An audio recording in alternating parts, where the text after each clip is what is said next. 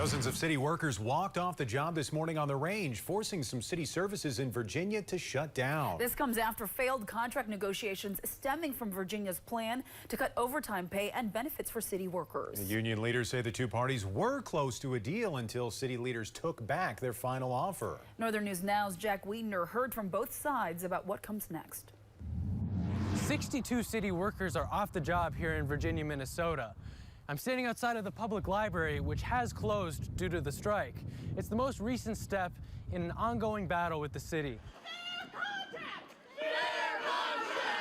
Local 454 represents Virginia's public works employees and many other city workers.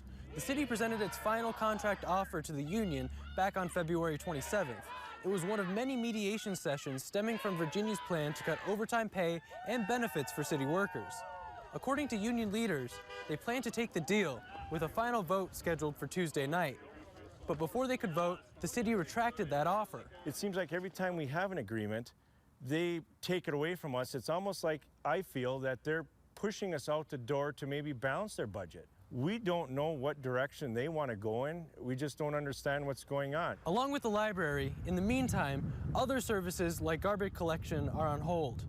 While the mayor did not immediately have specifics on the next steps, city leaders have been in meetings today to try and determine how to keep those services running. We have heard from the mayor of Virginia and other city leaders today.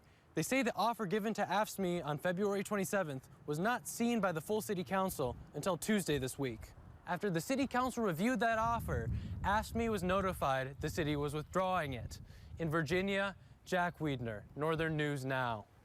And Virginia's mayor says city services will be handled by a small team of union workers. Now, the city's public works and parks directors will take care of the garbage collection and road repairs. However, the mayor says to expect significant delays.